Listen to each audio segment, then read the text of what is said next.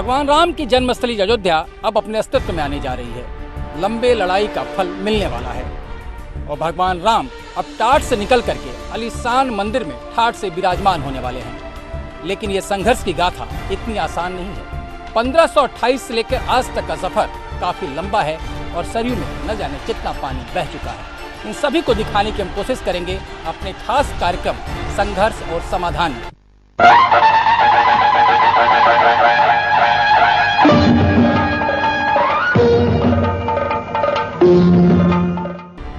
भारत में बाबर के शासन के बाद से ही धर्म नगरी अयोध्या विवादों में आ गई थी।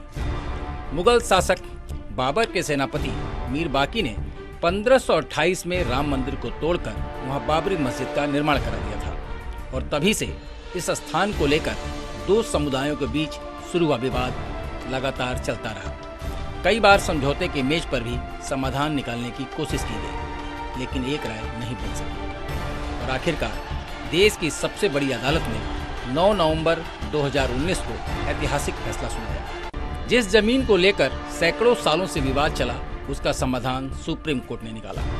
सुप्रीम कोर्ट ने विवादित स्थली को राम जन्मभूमि के रूप में मान्यता दे दी और अब रामलला का भव्य मंदिर बनने जा रहा है। राम जन्मस्थली के संघर्ष की गाथा काफी लंबी है। 1528 से लेकर सुप्रीम कोर्ट के फैसले आने तक कई आंदोलन और घटनाक्रम देखने को मिले, लेकिन 1853 में पहली बार जमीन के हक को लेकर हिंदू और मुस्लिम समाज के बीच विवाद हुआ।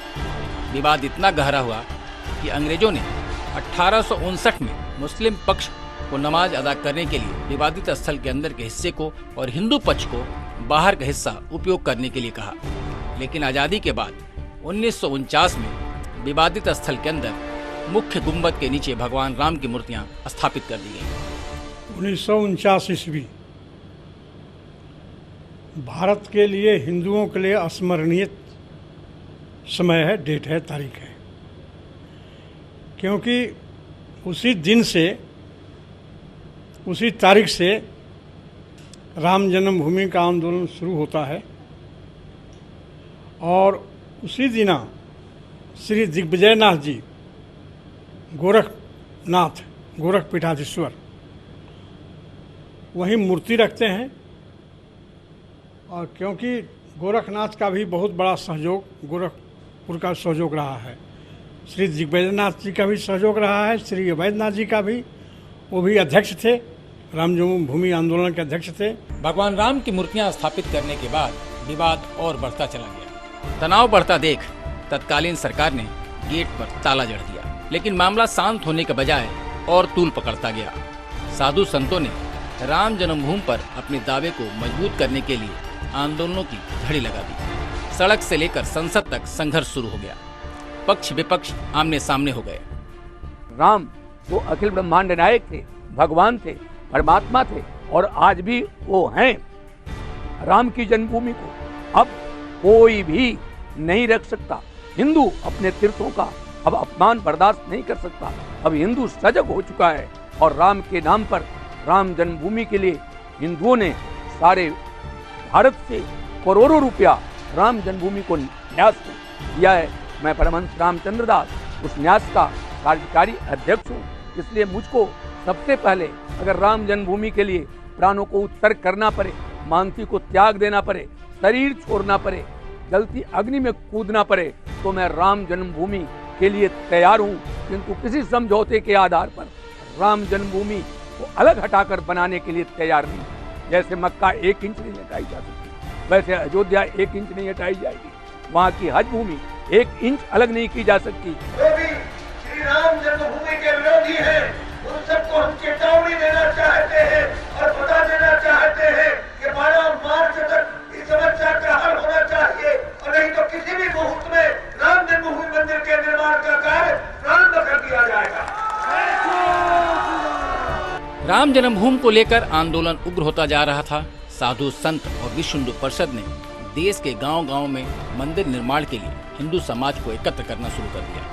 1986 में फैजाबाद जिला न्यायाधीश ने विवादित स्थल को हिंदुओं की पूजा के लिए खोलने का आदेश जारी कर दिया, जिससे नाराज होकर मुस्लिम पक्ष ने बाबरी मस्जिद एक्शन कमेटी का गठन कर दिया। विवाद जमीन के मालिकाना हक को लेकर लड़ाई और तेज हो गई। वहीं दूसरी तरफ साधु संतों के साथ बीजेपी भी मंदिर के आंदोलन में कूद पड़ी। मंदिर आंदोलन में सियासत हावी होते देख तत्कालीन प्रधानमंत्री राजीव गांधी भी दबाव में आ गए। उनको लगा कि कांग्रेस की छवि हिंदुओं के मन में मंदिर विरोधी बनती जा रही है, जिसको शांत करने के लिए उन्होंने मंदिर निर्माण की पहली बुनियाद रखी और शिलान्यास करने की घोषणा कर दी। पूर्व केंद्रीय गृह सचिव माधव गोडबोले तत्कालीन प्रधानमंत्री राजीव गांधी को कारसेवक बताते हैं। This suggestion had been accepted, it would have satisfied both communities and the purpose would have been served.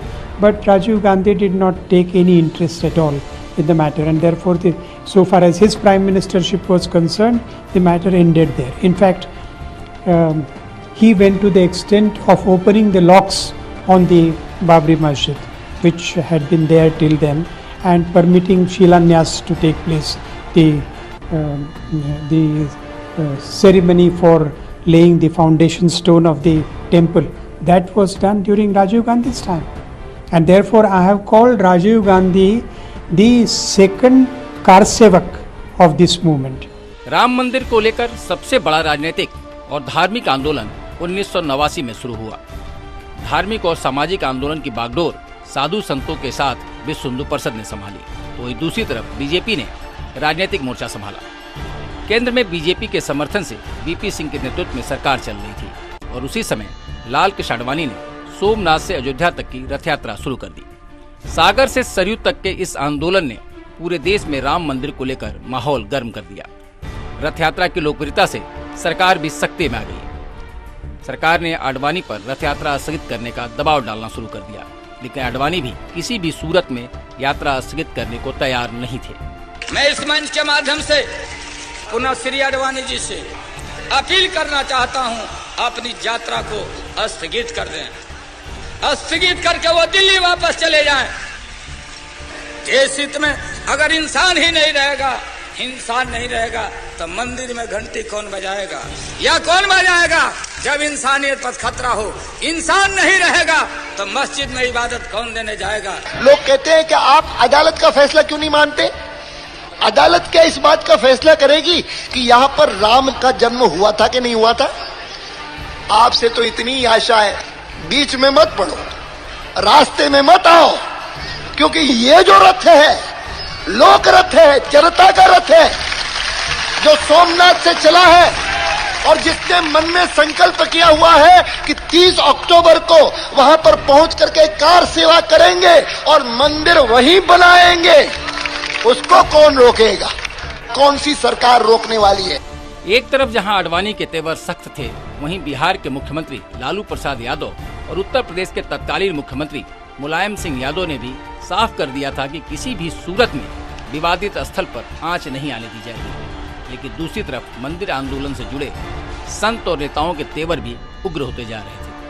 देश में 70 करोड़ हिंदू रहता है। इस विश्व में अगर 100 करोड़ मुसलमान है, 125 करोड़ ईसाई है, तो दुनिया सुन ले कि संसार में 75 करोड़ हिंदू भी बसते हैं। ये वीर शिवाजी प्रताप का गूंज उठा वो नारा है, कहो गर्व से हम हिंदू हैं, हिंदुस्तान। आडवाणी की रथ यात्रा सोमनाथ से गुजरात, कर्नाटक, मध्य प्रदेश, दिल्ली, हरियाणा होते हुए बिहार में दाखिल हुई। बिहार के तत्कालीन मुख्यमंत्री लालू प्रसाद यादव ने भी भरे मन से अपने इरादे साफ कर दिए। उन्होंने साफ किया कि अगर देश का माहौल खराब करने की कोशिश की जाएगी तो कानून अपना काम करेगा। अगर एक नेता और एक प्रधानमंत्री का जितना जान का कीमत है, उतना आम इंसान का जान का भी कीमत है। हम अपने राज्य में मतलब दंगा फसाद को फैलने नहीं देंगे। जहां फैलाने का नाम लिया और जहां बवेला खड़ा करने का नाम लिया, तो फिर हमारे साथ चाहे राज रहे या राज चला जाए, हम इस पर कोई समझौता करने वाले नहीं हैं। आडवाणी की सागर से सरयू तक के लिए चली यात्रा आखिरकार बिहार के समस्तीपुर में रोक ली गई। लाल कृष्ण आडवाणी को गिरफ्तार कर लिया गया। उसके बावजूद आंदोलन ठंडा पड़ने की बजाय और उग्र हो गया। विश्व हिंदू परिषद के नेतृत्व में कार सेवक अयोध्या के लिए कूच कर गए। आंदोलनकारी किसी भी कीमत पर विवादित स्थल पर निर्माण शुरू करने की जिद पर अड़े थे। वहीं उत्तर प्रदेश के तत्कालीन मुख्यमंत्री मुलायम सिंह यादव ने भी साफ कर दिया कि किसी भी कीमत पर विवादित स्थान पर परिंदा भी पर नहीं मार पाएगा। जगह जगह आंदोलन का नेतृत्व कर रहे कार्यकर्ताओं को गिरफ्तार किया जाने लगा। उसके बावजूद 30 अक्टूबर को कार सेवकों ने अयोध्या के विवादित स्थल पर धावा बोल दिया। मजबूर होकर पुलिस को गोलियां चलानी पड़ी, लेकिन मंदिर निर्माण की जिद पर अड़े राम भक्तों ने एक बार फिर 2 नवंबर को विवादित स्थल पर हमला बोला, जिसको रोकने के लिए पुलिस को फिर गोलियां चलानी पड़ी और दर्जनों कार सेवक मारे गए, जिसका प्रायश्चित आज भी मुलायम सिंह यादव करते हैं। अयोध्या की वजह से अयोध्या के बारे में तो साफ कहना चाहते हैं, ये सही है, मुझे अफसोस है कि मस्जिद बचाने सोलह लोगों की जाने मौके पर गई, मौके पर, और घायल बहुत हुए। देश की एकता के लिए हमको मस्जिद बचानी पड़ी, हमारे सत्तावानों को गोली चलानी पड़ी। राम जन्मभूमि के आंदोलन में सबसे निर्णायक तारीख 6 दिसंबर 1992 की है, जिस दिन लाल कृष्ण अडवाणी, उमा भारती, विनय कटियार, अशोक सिंघल, साध्वी रितंभरा सहित सैकड़ों नेताओं और लाखों कार्यसेवक विवादित ढांचे को ध्वस्त करने के लिए इकट्ठा हुए थे।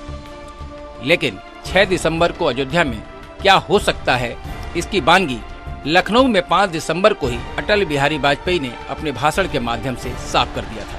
सुप्रीम कोर्ट ने जो फैसला किया है उसका अर्थ मैं ये निकालता हूं, वो कार सेवा रोकता नहीं है।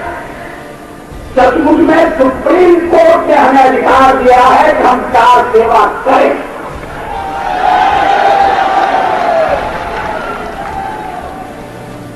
रोकने का तो सवाल ही नहीं। कल कार सेवा करके अयोध्या में सर्वोच्च न्यायालय के किसी निर्णय की अवहेलना नहीं होगी। कार सेवा करके सर्वोच्च न्यायालय के निर्णय का सम्मान किया जाएगा, उस पर आचरण किया जाएगा। के बाद वहां नुकीले पत्थर निकले, उन पर तो कोई नहीं बैठ सकता। तो जमीन को समतल करना पड़ेगा, बैठने लायक बनाना पड़ेगा।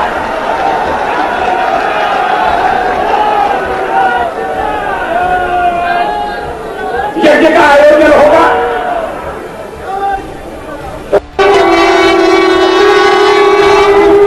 मैं नहीं जानता कल वहां क्या होगा। मेरी अयोध्या जाने की इच्छा थी, मगर मुझे कहा गया तुम दिल्ली जाओ और मैं आदेश का पालन करूंगा। लेकिन मैं देख रहा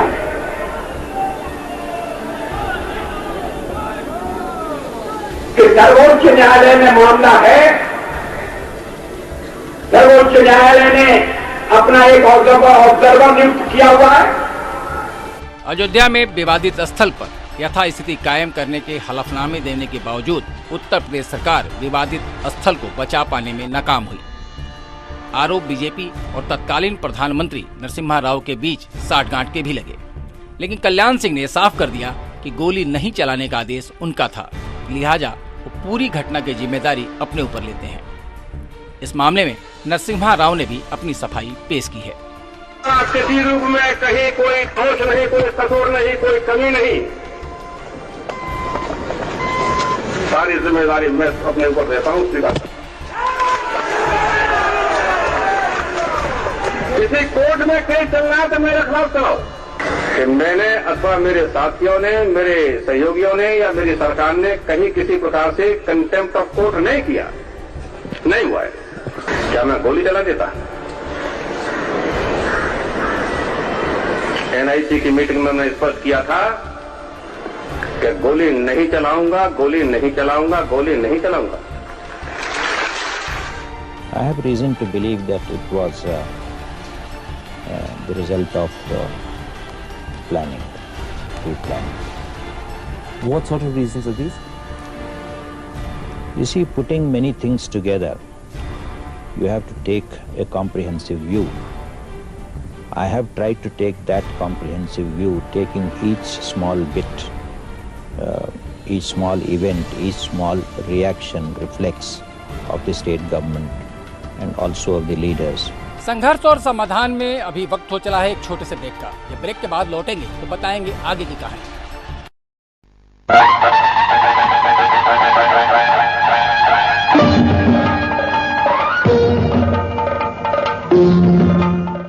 ब्रेक के बाद एक बार फिर आपका स्वागत है। हम हाजिर हैं आपके साथ संघर्ष और समाधान लेकर के। अभी तक आपने देखा 1528 से लेकर के आंदोलन की रूपरेखा, और आपको बताएंगे आखिरकार 1992 में क्या हुआ। 6 दिसंबर 1992 को विवादित स्थल को ध्वस्त किए जाने के बाद बीजेपी के वरिष्ठ नेताओं ने अपनी तरफ से तरह तरह के बयान दिए।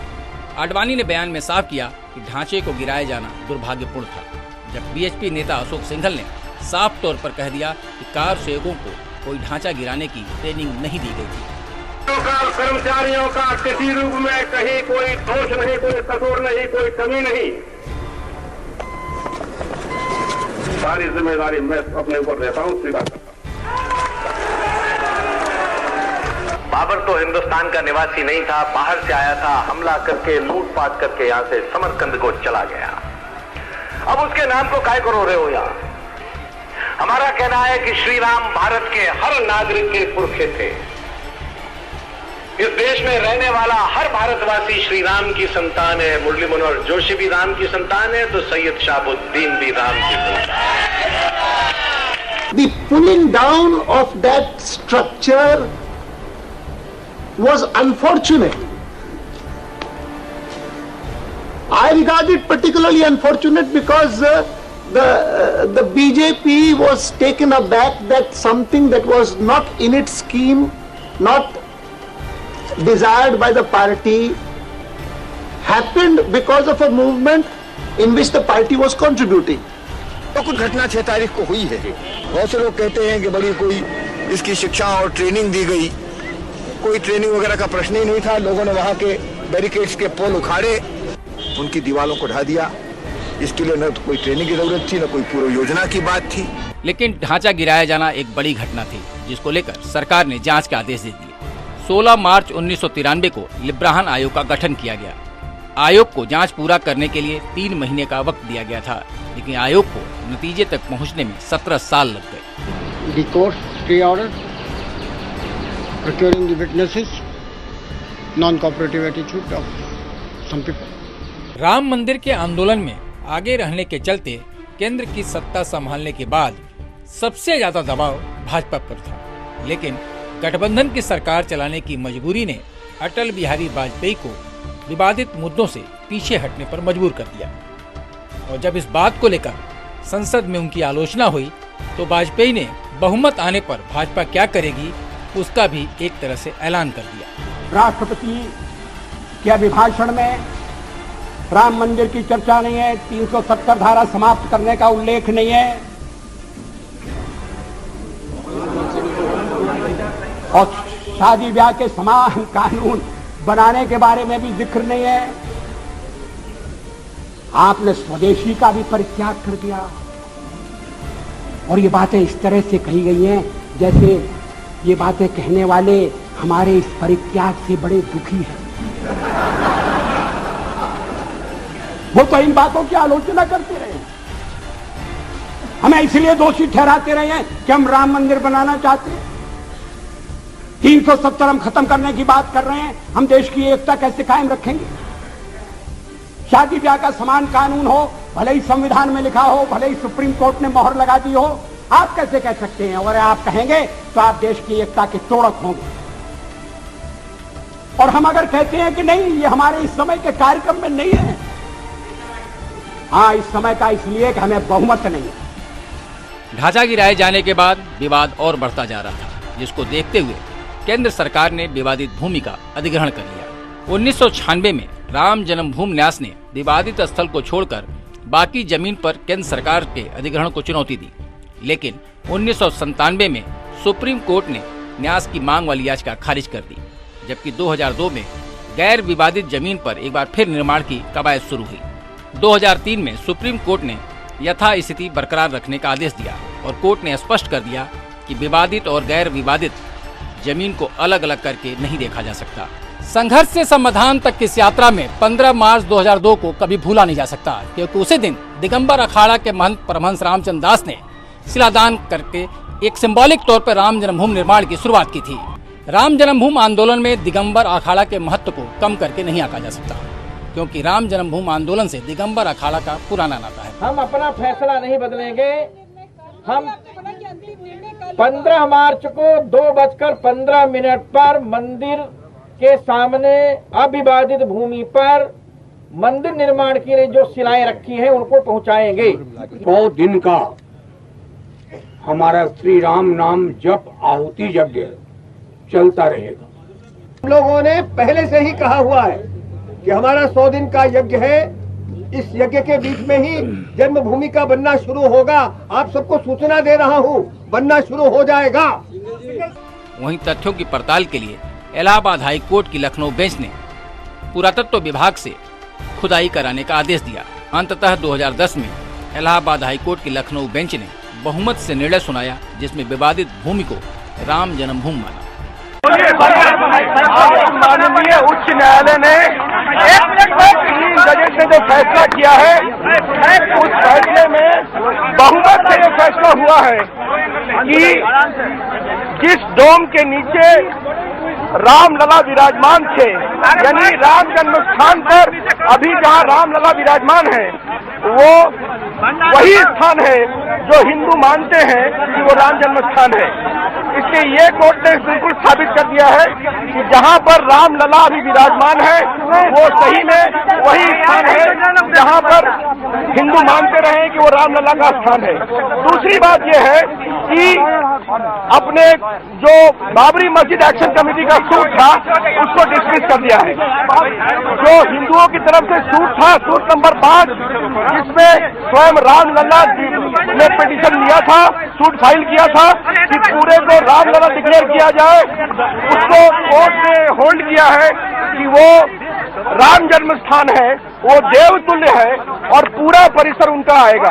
अर्थात इस पूरे निर्णय का ये सार है कि जहाँ पर रामलला विराजमान है वो राम जन्म स्थान है, ऐसा हिंदू मानते हैं, वो देवतुल्य है। ये बहुमत से साबित हो गया है। लेकिन माननीय 2 न्यायमूर्तियों ने बहुमत से ये जरूर कहा है कि माननीय न्यायमूर्ति एसयू खान और माननीय न्यायमूर्ति आपके सुधीर अग्रवाल जी, उन्होंने कहा है कि इसका 3 बंटवारा होगा। जो मूल है, उस मूल में जहाँ रामलला विराजमान है वो हिंदुओं को दी जाएगी, 1/3 जो बाहर का है वो मुसलमानों को दिया जाएगा और 1/3 जो है वो निर्मोही अखाड़ा को दिया जाएगा। इसके बारे में 3 महीने के अंदर कार्रवाई की जाएगी। लेकिन जो महत्वपूर्ण बात यह है कि बहुमत से कोर्ट ने निर्णय किया है कि जहां पर रामलला विराजमान है वही राम का जन्म स्थान है, जैसा हिंदू मानते हैं। और माननीय न्यायमूर्ति एसयू खान ने भी कहा है कि जहां पर रामलला विराजमान है उसे रामलला को वहां से हटाया नहीं जाएगा जब इसको 3 भागों में बांटा जाएगा। आज जब निर्णय आ गया है तो मैं इस देश के मुसलमानों से एक अपील करना चाहता हूं। ये अपील मैं इस मामले के वरीय अधिवक्ता अथवा भाजपा के महामंत्री अथवा भाजपा के मुख्य प्रवक्ता के रूप में नहीं कर रहा हूं। ये अपील मैं भारत के नागरिक के रूप में कर रहा हूं। और ये जब उन्होंने इस पूरे मामले में अयोध्या को पवित्र माना, ये भी माना कि राम पैदा हुए थे अयोध्या में, लेकिन विवादित भूमि पर नहीं। आज जब न्यायालय का ये फैसला आ गया है बहुमत से कि जहां रामलला विराजमान है वही वो स्थान है जो हिंदू मानते हैं कि राम वहां पैदा हुए, तो मैं उनसे अपील करूंगा बहुत विनम्रता से कि इस निर्णय को स्वीकार करें।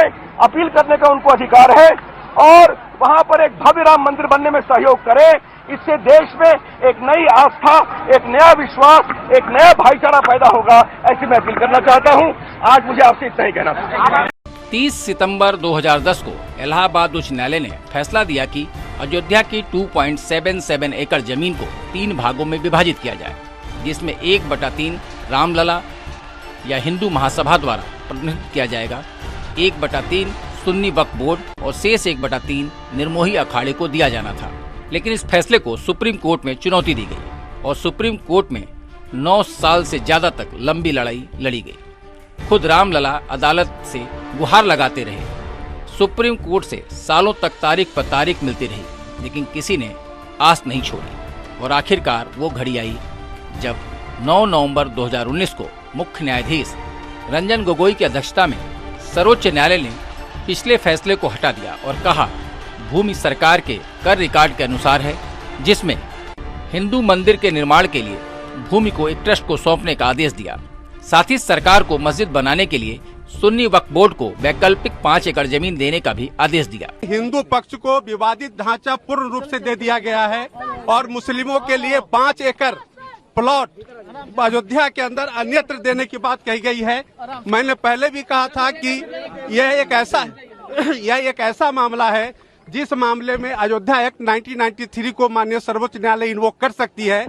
आज जजमेंट में 1993 की जो अयोध्या एक्ट है उसको इन्वोक करते हुए सेंट्रल गवर्नमेंट को सेक्शन 6 और 7 में यह आदेश दिया है कि आप एक स्कीम बनाए, उस स्कीम को बना करके जो रामलला को वो जो डिस्प्यूटेड है 2.77 एकड़ उनको दिया जाएगा और मुस्लिम पक्ष का जो सुन्नी वक्फ बोर्ड का जो सूट-4 था उसको भी अलाउ किया और ये कहा कि आप जो है 5 एकड़ लैंड अयोध्या के अंदर कहीं और सेंट्रल गवर्नमेंट को आदेशित किया है, राज्य सरकार को आदेशित किया है कि एक्वायर करके उनको दिया जाए मॉस्क बनाने के लिए और एसोसिएटेड जो भी उनकी एक्टिविटीज है उसको चलाने के लिए। देखिए, पहले ही सबकी राय थी और आमतौर खास तौर से मुसलमानों का ये मौक़िफ़ था कि सुप्रीम कोर्ट जो भी फैसला देगा हम उस फैसले को मानेंगे।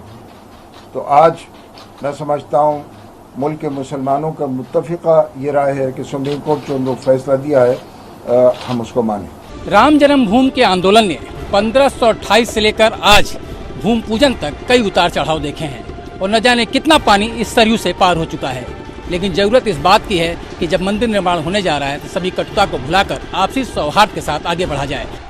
लंबी कानूनी लड़ाई के बाद राम मंदिर के निर्माण की अंतिम बाधा को प्रधानमंत्री नरेंद्र मोदी ने लोकसभा में तोड़ी और संसद में सरकार द्वारा अधिग्रहित 67 एकड़ जमीन को ट्रस्ट को सौंपने का ऐलान कर दिया। करोड़ों देशवासियों की तरह ही मेरे हृदय के भी करीब है और इस पर बात करना मैं अपना बहुत बड़ा सौभाग्य समझता हूं। ये विषय श्री राम जन्मभूमि से जुड़ा हुआ है।